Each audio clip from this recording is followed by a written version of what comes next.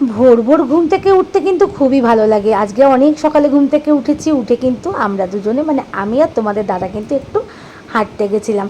তো হেঁটে এসে যথারীতি ছেলের টিফিন রেডি করলাম, আর এখন ছেলে চলে যাবে পড়তে। তো ওকে একটু গুছিয়ে টুছিয়ে সব রেডি করে দিলাম। আর সকালবেলা কিন্তু আজকেও একটু বৃষ্টি হয়েছে। তো উঠোনে দেখো জল একটু একটু আছে, কিন্তু যা গরম, জল কিন্তু সব মানে শুকিয়ে যায়। তো এই যে ছেলে কিন্তু রওনা দিয়ে দিল, ওর ট্রেন ধরবে, ওই জন্য একটু তাড়াতাড়ি করেই ছেলে বেরিয়ে গেল। গুড মর্নিং বন্ধুরা, কেমন আছো সবাই? আশা করি সবাই খুব খুব ভালো আছো। তো আজ হচ্ছে সোমবার, আর আজকে 22 তারিখ। আমি কিন্তু আজকে উঠেছি অনেক ভোরে, প্রায় 5টা, কারণ ছেলের পড়া রয়েছে। ছেলে তো তোমরা দেখলে বেরিয়ে গেল, ওর পরীক্ষা আছে, তো এবার স্কুলে যাবে, ওই জন্য উঠে তাড়াতাড়ি করে টিফিন করলাম। আর আজকে তো সোমবার, আজকে আমরা একটু উপোস করব, মানে প্রথম সোমবার যেহেতু। আমি আর তোমাদের দাদা দুজনেই উপোস করবো, ওই কারণে আজকে তো সেরকম কিছু নেই, রান্নার ঝামেলা নেই। আর একটু ডালিয়া করে দিয়েছিলাম ওদেরকে। তো চলো, এখন মেয়েও স্কুলে যাবে, মেয়েকে একটু রেডি করে নিই। তোমার আজকে কী পরীক্ষা? অঙ্ক? ভালো করে পরীক্ষা দেবে, হ্যাঁ? সব ভালো করে করবে। যাও, সাবধানে যাও, বাবা যাচ্ছে নিচে। তো দাদা বেরিয়ে যাওয়ার পর কিন্তু বুনুও একদম রেডি, দেখো, আর মাথায় ঝুঁকিটা বেঁধেছে, দেখো পুরো একদম ঘাসের মতো লাগছে, নরম নরম। তো ঝুঁটিটা কিন্তু পেছনে বেঁধে দিতে হবে, ঝাউ গাছের মতো, সামনে বাঁধলে হবে না। ওনার দাবি ঝুঁটিটা মাথার পেছন দিকে বাঁধতে হবে। তো এখনও তো চুল সেভাবে বড় হয়নি, তাও হবে না, ঝুঁটি যেন পেছন দিকে হয়। আর চুল তো কিছুতেই কাটবে না, চুল কিছুতেই বললাম যে কাট, একটু সেটিং করে দিই, তাও হবে না। আমি নাচ করি না, আমি চুল কাটবো না, সবার চুল বড়, আমিও চুল রাখবো। তো ঠিক আছে, পরে পরীক্ষা দিও, টাটা। তো মেয়ে এবার রওনা দিয়ে দিল, আর একটু ঘরের কাজ সেরে আমি কিন্তু দেখো স্নান টান করে একদম রেডি। আজকে কিন্তু সকাল সকালই জল দিয়ে দেবো বাবার মাথায়। এই তো তোমাদের দাদার দোকান আছে, আর আমারও কিছু কাজ আছে, ওই জন্য আজকে আর দেরি করবো না। অন্য দিন নয় বেলায় দিই, আজ এবার ঠিক করেছিলাম দুজন মিলে না, তাড়াতাড়ি করেই সব করে নেবো। তো তোমাদের দাদা মেয়েকে স্কুলে দিয়ে যা যা লাগবে ঠাকুরের জন্য সমস্ত নিয়ে চলে এসছে। আর এখন কিন্তু চলে যাব নিচে সোজা একদম ঠাকুর ঘরে। ঠাকুর ঘরেও শাশুড়ি মা মোটামুটি ঠাকুরের দরজা টরজা খুলে মোটামুটি গুছিয়ে দিয়ে গেছে, যেহেতু আমরা আসবো জল দিতে দুজনেই। তো সেই কারণে চলে আসলাম নিচে।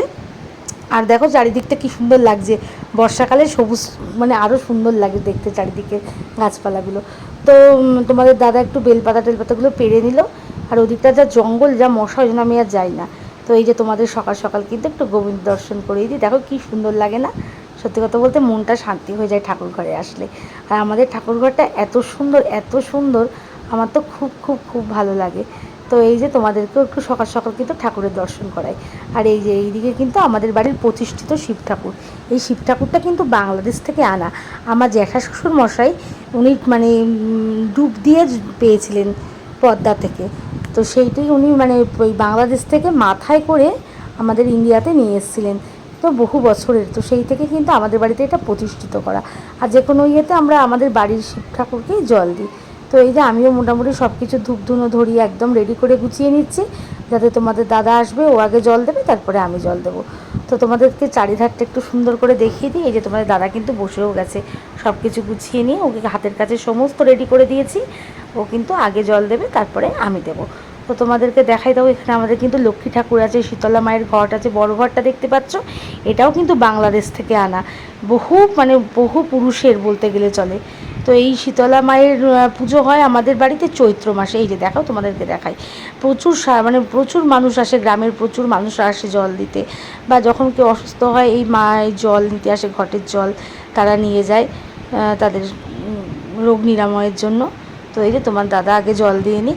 আর এ দেখো কত ঠাকুরের ছবি, তোমাদেরকে একটু সকাল সকাল থেকে, যেমন শ্বশুরমশাইয়ের ছবিও এখানে আছে। তো সব কিছু খুব সুন্দর করে শাশুড়ি মা কিন্তু গুছিয়ে রেখেছে, আমার কিন্তু খুব ভালো লাগে দেখতে। শাশুড়ি মাই মূলত পুজো করে, আর উনি যখন অসুস্থ থাকে বা পারে না, তখন কিন্তু আমরা দুই বউ মিলেই ঠাকুর ঘরে সব কিছু সামলাই। তো এই যে তোমাদের দাদা কিন্তু পরপর সব কিছু করছে। আগে ঠাকুরকে স্নান টান করিয়ে নিয়ে এবার বেলপাতা, তারপরে আকন্দ ফুলের মালা, যা যা বাবার মাথায় দিতে হয় সেগুলোই কিন্তু করছে, ডাবের জল। তো ওর হলে তবে কিন্তু আমি তারপরে আমার পালা। তো আজকে সকাল সকাল হয়ে গেছিলো, কিন্তু একটা জিনিস কিন্তু আজকে পাইনি, দুধটা কিন্তু পাইনি। তো দই ছিল, আর কী করা যাবে, সব কিছু তো সবসময় সম্ভব হয় না, পাওয়া যায় না। এই যে এবার ওর পরে কিন্তু আমি জলটা দিয়ে নেব। আমার জল দেওয়া হয়ে গেলে তারপরে ঘরে যাব, ঘরেও তো ঠাকুর আছে, ঘরের ঠাকুরকেও পুজো দেব। তো এই যে মোটামুটি আমারও প্রায় হয়ে এসেছে। আমিও পরপর যা যা করার সেগুলো মানে বাবার মাথায় যা যা জল দেব, তারপরে গঙ্গা জল, তারপরে ডাবের জল সব পরপর দিয়ে নিই। আর আরও কয়েকটা শিব ঠাকুর দেখো ছোটো ছোটো আমাদের কিন্তু আছে, সবাইকে একসাথেই আজকে স্নান করলাম যেহেতু শ্রাবণ মাসের প্রথম সোমবার। তো মোটামুটি জল দেওয়ার পর্ব কিন্তু হয়ে গেছে। তো আর একটু তোমাদেরকে ঘুরিয়ে ঠাকুর ঘরটা খুব সুন্দর করে দেখিয়ে দিচ্ছে তোমাদের দাদা। আর আমি এখন এই যে গোবিন্দ প্রণাম করব, করে তারপরে কিন্তু একবারে ঘরে চলে যাব। তো দেখো এখন ঠাকুর ঘরটা কিন্তু রং করার পরে ঠাকুর ঘরের মানে সৌন্দর্যটাই বদলে গেছে, এত সুন্দর লাগে ঠাকুর ঘরের সৌন্দর্যটা আমার তো খুব খুব খুব ভালো লাগে। তো এই যে ঠাকুর প্রণামও আমি করে নিচ্ছি। আর তার আগে তোমাদের দাদারও প্রণাম করা হয়ে গেছে, গুরু গোবিন্দকে তো অবশ্যই প্রণাম করতে হয়। আর রাধারানীর মুখটা কি সুন্দর লাগে না, খুব সুন্দর লাগে রাধারানীর মুখটা। তো আমরা জানো তো প্রত্যেক বছর কিন্তু দুর্গাপুজোতে রাধারানীকে খুব সুন্দর করে শাড়ি পরাই, যে শাড়িটা আমাদের বাজারে গিয়ে সবচেয়ে বেশি পছন্দ হয় সেটাই রাধারানীর জন্য নিয়ে আসি।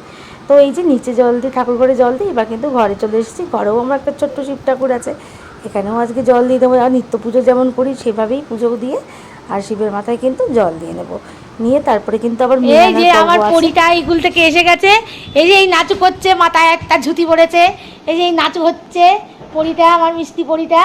আচ্ছা মা আসো, খুলে দিই সব, আসো। মেয়েকে ঘুম পাড়াতে গিয়ে মানে পুজো টুজো দিয়ে আসার পরে তো মেয়ে আসলো স্কুল থেকে, তারপরে মেয়েকে খাইয়ে ওকে ঘুম পাড়াবো বলে শুলাম, দিয়ে আমি নিজেও ঘুমিয়ে পড়েছি। তো যাই হোক আজকে তো এমনি উপোস, রান্নার কতটা চাপ ছিল না। তো এখন উঠে একটু ডালিয়া করেছি, ডালিয়া, আলু ভাজা, পটল ভাজা, পাঁপড় ভাজা এগুলোই করা হলো, আর আলু পটলের তরকারি। তো এখন রান্নাটা হলে আমরা খাবো, কারণ এখন আর ওই পুরো নির্জলা উপোস তো করি না, আর তারপরে ওই সাবুও খেতে পারি না, অত মিষ্টি, ওই জন্য এখন ডালিয়াই খাই। তো চলো রান্নাটা হয়ে যাক তারপরে। তো দেখো আজকে তো যেহেতু তোমরা তো জানোই উপোস উপলক্ষে এই যে ডালিয়া করে নিয়েছি, প্লেন একদম ডালিয়া, কিচ্ছু নেই, ডাল টালও কিচ্ছু নেই, তার সাথে আলু ভাজা, পটল ভাজা, এখানেও তাই, তোমাদের দাদারও তাই, আমারও তাই, আমি আর মেয়ে খাবো। আর এখানে কিন্তু পাঁপড় ভাজা আছে, নারকেল আছে, বাদাম ভাজা আছে, আর এখানে একটু আলু পটলের তরকারি আছে। তো এই হচ্ছে আজকে আমাদের দুপুরের ফাটাফাটি লাঞ্চ। তো এখন আমরা লাঞ্চটা করে নেবো, চলো। তো সারাদিন আজকে শরীরটা একটুখানি মানে টালমাটাল হয়েছে, ভালো লাগছিল না কিছু সেরকমভাবে, মানে কাজ কিছু ছিল না, তবু আজকে শরীরটা একটু টালমাটাল পরের দিকে করছিল। তো তারপরে আর পরে আর ভিডিও করতে পারিনি। তো সন্ধ্যেবেলা আজকে মেয়ে পড়ানো ছিল, মেয়ে যেহেতু কাল আবার বাংলা পরীক্ষা, ওকে নিয়ে এখানে একটু পড়িয়ে তারপরে একটু গান করলাম, রেয়াজ করে নিয়ে তারপরে পরোটা করলাম। আর হচ্ছে আলু পটলের তরকারি তো সকালে করেই রেখেছিলাম, আর এখন এই পরোটাগুলো করলাম, তোমাদের দাদা বাড়ি আসলো, দুজন মিলেই করলাম পরোটাগুলো। তো এখন আমরা খেয়ে নেবো, চলো ডিনার টাইম তো, আর তোমাদেরকেও দেখাবো কীভাবে পরোটাগুলো করেছি। দাঁড়াও, এই যে খেতে খেতে একটু কম্পিউটার চালালো ছেলে, এখন এই কম্পিউটারে একটা পুরোনো দিনের কোনো সিনেমা হোক কি গোপাল ভাঁড়, ছেলে তো এগুলোই পছন্দ করে, এগুলোই দেখবো। আর এই দেখো পরোটাগুলো করেছি, গোল গোল করে পরোটাগুলো, একদম কম তেলে পরোটাগুলো করেছি। তো এখন খেয়ে নেবো। তো এই যে দেখো আলু ফুলকপির তরকারিটা কিন্তু সকালেই করে রেখেছিলাম, তরকারিটা কিন্তু সত্যি দুর্দান্ত হয়েছে, নিরামিষ তরকারি যেন মনে হচ্ছে সেই ভোগের রান্নার মতোই হয়েছে, এত সুন্দর। তার সঙ্গে পরোটা, উপোস বলেই আজকে পরোটাটা করলাম, যেহেতু আজকে উপোস। তো চলো এখন আগে খেয়ে নিই। তো সত্যি কথা বলতে আলু পটলের তরকারিটা এত সুন্দর হয়েছিলো, পুরো ভোগের মতো হয়েছিলো, ভোগে যেমন ঠাকুরকে দেওয়া হয় ঠিক সেরকম রান্নাটা হয়েছিলো, আর পরোটা দিয়ে জাস্ট ফাটাফাটি। তো তোমরাও বলো কেমন হয়েছে, আর ব্লগটা ভালো লাগলে অবশ্যই কিন্তু লাইক কমেন্ট শেয়ার করতেই হবে, এটাই আমার দাবি। আর তোমরা যেমন আমার পাশে থাকবে, আমরা কিন্তু আমিও তোমাদের পাশে অবশ্যই থাকবো। তো চলো আজকের মতো এখানেই শেষ করছি, গুড নাইট, সকলে ভালো থেকো।